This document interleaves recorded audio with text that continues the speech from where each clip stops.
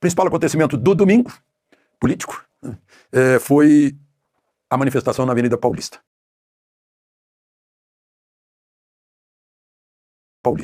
Eu tenho uma amiga que, sexta-feira, foi a Malpensa, pegou o voo para São Paulo, assistiu, participou do encontro lá na Avenida Paulista e já está voltando de novo para Milão. É dedicação, brasilidade. É um exemplo de cidadania, a gente não ser cidadão passivo e depois responsabilizar os outros pelos erros e esperar a solução dos outros também. Que os outros arranjem a minha vida, porque eu não vou arranjar a minha vida, não. Agora a gente tem a rede social na mão, tem a voz digital e a gente tem mais voz. Por isso que estão tentando tapar a nossa voz aqueles que têm uma natureza totalitária. A ministra Carmen Lúcia chegou a falar em onde é que se viu ter 213 milhões de pequenos tiranos, né? Se assim fosse, não haveria nenhum problema, né? Porque seríamos todos tiranos, né? E com isso seríamos iguais, seria uma democracia de tiranetes, né? É uma ideia impossível. Mas, enfim, voltando à Avenida Paulista, eu assisti a toda a manifestação, as falas, né, de Bia Kicis, de Gustavo Gayer, do presidente do PL, Valdemar da Costa Neto, o senador Magno Malta, o governador Tarcísio, em nome dos governadores, falou um senador, falou um deputado, falou uma deputada, e por fim o Silas Malafaia, que é o organizador do evento, tanto que o canal Oeste, que transmitiu todo o evento, ao final agradeceu a cessão das imagens ao Silas Malafaia. E depois veio o discurso final do ex-presidente Bolsonaro. É interessante que estava lá o senador Flávio Bolsonaro, mas ele se referiu ao Carlos, o filho mais velho, como o seu marqueteiro da campanha vitoriosa para presidente e o que o impulsionou a ser candidato. E estava lá o filho mais novo. Ambos vereadores, um por Balneário Camboriú e outro pelo Rio de Janeiro. O presidente Bolsonaro pediu paz, mas salientou que querem eliminá-lo da eleição do ano que vem. Aí ele pediu que os eleitores votassem para formar maiorias na Câmara e no Senado, sabendo que o mais importante, o mais forte, o mais poderoso dos três poderes é o Congresso Nacional,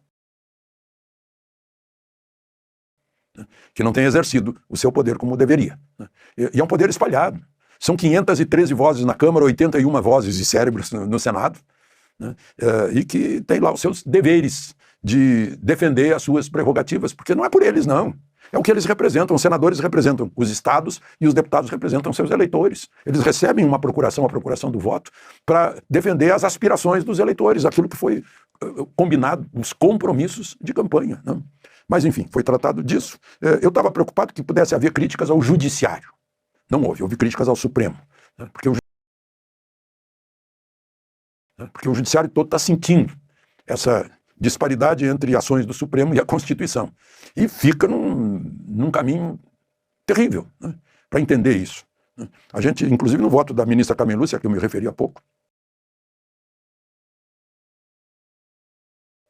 eu hoje já preparei o texto que vai para os jornais, em que eu vou analisar bastante isso. No fim da semana eu vou ler para vocês o artigo, que ainda não tem a revisão final, mas para tratar exatamente dessa... o Supremo está se metendo, parece trocadilho, né, numa camisa de 11 varas. E depois para sair disso é complicado, né? Eu falei de Supremo, foi 8-3, né, a votação sobre censura nas redes sociais, né? Porque se fala em plataforma, rede social, na verdade é a voz das pessoas, que é garantida pela Constituição, no artigo 5º. Tem 2 incisos do artigo 5º da liberdade de expressão e da não necessidade de pedir licença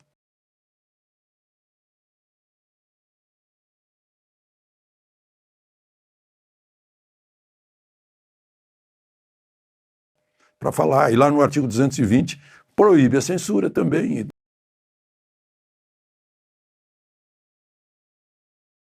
Da liberdade de informação em qualquer plataforma. Então é uma liberdade que a gente precisa exercer. É burrice tentar calar o outro lado só porque é adversário. Muita burrice. É uma imensa burrice. Por quê? Porque isso é muito bom.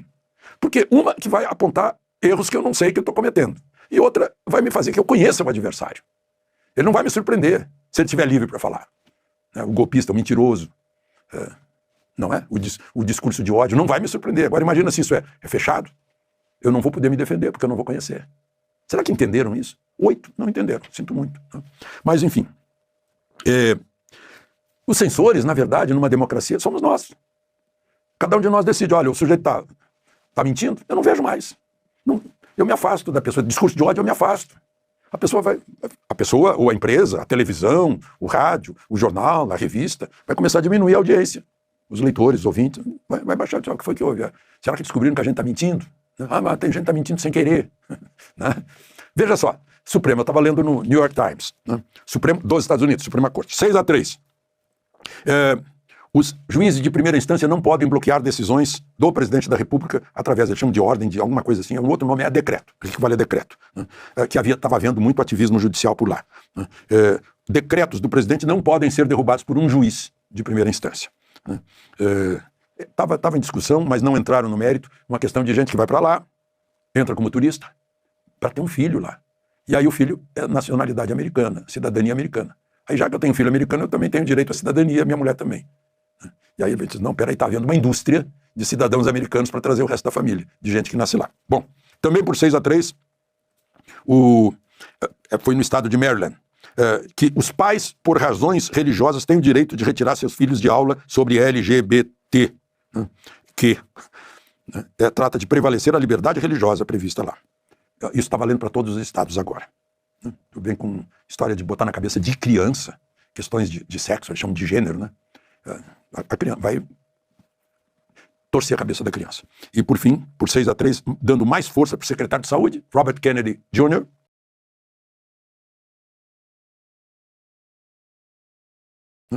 ao confirmar que não tem custo o tratamento preventivo da AIDS.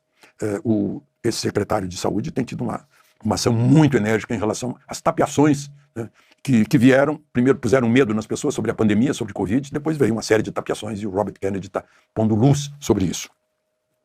E por fim, por 6-3, confirmou a obrigação, foi com uma lei do Texas, que os sites pornô são obrigados a confirmar a idade de quem está querendo consultar. É proteção à juventude. Enfim, acho que vamos parar por aqui, que já conversamos bastante, deixar o resto dos assuntos para a gente falar depois, na hora que eu estiver gravando para o rádio. De Brasília, Alexandre Garcia. Você percebeu o que está acontecendo? Estão tentando silenciar a sua voz. E você nem viu. Recentemente surgiram novos casos de censura nas redes. Gente sendo calada, conteúdos sendo apagados, ideias sendo vetadas, e tudo isso sob o pretexto de proteger a democracia. Mas deixa eu te dizer uma coisa, censurar o povo nunca protege a democracia.